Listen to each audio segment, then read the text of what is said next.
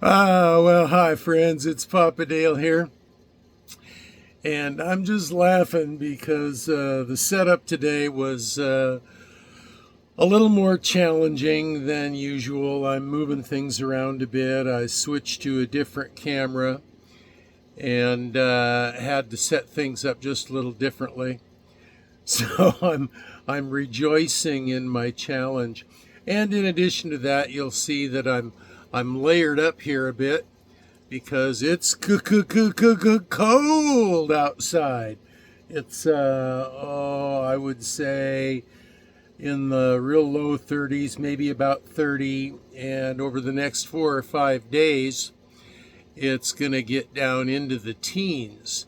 Now, I know some of you in some areas of the country or the world that are probably watching this video. That's like, oh, that's not all that cold. That's a normal day. But for here in the greater Seattle area, it is cold. So, and you know, as they say, it's not the heat, it's the humidity. Well, it's the same way when it gets cold. When in a humid climate, the cold just seems to stick to you.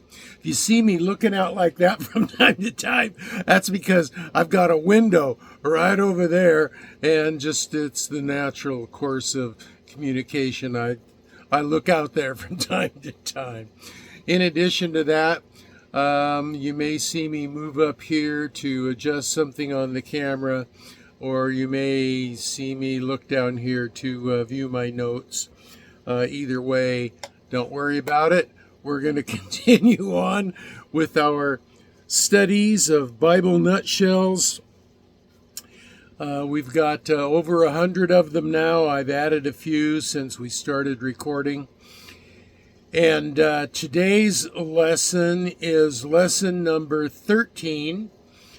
And it explores the difference between the revelation of God and the illumination of God. God the Holy Spirit inspired the writings of the Old and New Testaments, as we discussed in an earlier lesson. But there is a difference, a big difference, between the revelation of God, which is the inspiration of the Holy Spirit, and also the illumination of the Holy Spirit. So let's just go through my notes here, and then maybe we'll have a few more words to say about it at the end. So this is Bible in a nutshell, and today happens to be the 1st of January, or excuse me, the 11th of January, 2024. That doesn't matter about the teaching, but that's just when it's recorded. So here we go. Number 13, Revelation or Illumination of Bible in a Nutshell. Revelation and illumination are two similar but different categories of information. Revelation manifests new, heretofore unknown information, like Paul reveals here. For Christ is the end of the law for righteousness to everyone that believeth. Romans 10:4.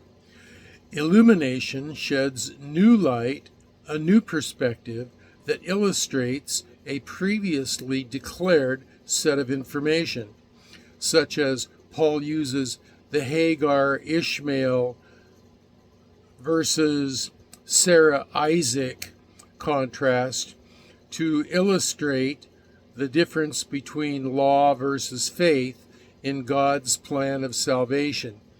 He says, quote, "For it is written that Abraham had two sons, the one by a bondmaid, the other by a free woman. But he who was the bondwoman was born after the flesh, but he of the free woman was by promise." Galatians 4:22 through 31. Revelation can redirect doctrine and practice. Illumination changes no doctrine, but only aids in understanding. The following scriptures are all strong warnings against receiving any new revelation. Number 1, Proverbs 30:5 through 6 cautions us not to add to his words. Quote, every word of God is flawless. He is a shield to those who take refuge in him. Do not add to his words, or he will rebuke you and prove you a liar. End quote. Number 2, Deuteronomy chapter 4, verse 2 warns us not to add or take away from God's commands. Do not add to what I command you, and do not subtract from it, but keep the commands of the Lord your God that I give you. That was Moses speaking. Then we have number 3, Deuteronomy chapter 12, verse 32, warns, quote, what things soever I command you, observe to do it. Thou shalt not add thereto, nor diminish from it. End quote. Number 4, Revelation 22:18-19, very last chapter of the Bible, right at the very end of that chapter. It says, quote, I testify to everyone who hears the words of the prophecy of this book. If anyone adds to them, God will add to him the plagues which are written in this book. Yikes! And if anyone takes away from the words of the book of this prophecy, God will take away his part from the tree of life and from the holy city, which are written in this book. End quote. Number 5, 2 Peter chapter 1, verse 3. According as his divine power hath given, past tense, unto us all things that pertain unto life and godliness, through the knowledge of him that hath called us to glory and virtue. End quote. I believe in the doctrine of progressive revelation. But revelation was only ever given through very special, 1 in a billion, usually only 1 in many generations, selected prophets and later apostles who were in direct communication with Yahweh. They were often reluctant to receive this burden and were well recognized by the faithful as having this calling. Many who were also prophets did not have this revelatory role. People like Gad or Nathan or Elijah. Even most of the original 12 left no revelatory written legacy, but they illuminated the scripture to God's people. The church believed that since the death of the last apostles, that function has closed. Why? Because the revelation is complete. Jesus has been revealed to be the Savior. All scripture from Genesis 1:1 to Revelation 22:21 points to the Messiah, Yeshua. Since his work is complete and believers are complete in him, continued revelation is unnecessary. Quote, for in him dwelleth all the fullness of the Godhead bodily, and you are complete in him, which is the head of all principality and power. End quote. Colossians 2:9-10. Our completeness in him is only possible with the completeness of the revelation. The purpose of progressive revelation was to lead us to Christ and life in him. Quote, God who in sundry times and in diverse manners spake in times past unto the fathers by the prophets, hath in these last days spoken unto us by his Son, whom he hath appointed heir of all things, by whom he made the worlds. Hebrews 1:1-2. The Son has spoken. The Son has revealed himself. These verse warnings of false teachers with false revelations, false doctrine, and hence false gospels. Quote, I gave all diligence to write unto you of the common salvation, it was needful for me to write unto you and exhort you that you should earnestly contend for the faith, doctrine, which was once delivered unto the saints. Jude, verse 3. This speaks to me that a shift has taken place. The revelation is complete. Nuance of perspective on that revelation, illumination, can be helpful. Though today's apostles, prophets, pastors, and teachers are the conduit for that, but their authority derives not from direct communication with God in a revelatory way, but from submission and obedience to the Scripture as illuminated by the Holy Spirit. Today's apostles and prophets have a different role. That role is one of illumination, illustration, and exhortation. New revelation, new teaching, is what every false teacher and false prophet has trumpeted from the days of Paul to today. Modern examples like Joseph Smith, Charles Taze Russell, Mary Baker Eddy, Ellen G. White, Herbert W. Armstrong, Sun Myung Moon, David Koresh, Jim Jones, L. Ron Hubbard, J.Z. Knight, Donald Lee Barnett, and the popular TV prosperity and name it and claim it preachers just metastasize today. They lead many astray, and Jesus said, quote, and many false prophets will appear and will deceive many people, end quote, Matthew 24:11. Peter warned the church, quote, but there were false prophets also among the people, even as there shall be false teachers among you, end quote. 2 Peter 2, chapter 2, verse 1. Paul warned the church. God's Spirit specifically tells us, oops, I messed up my notes, sorry.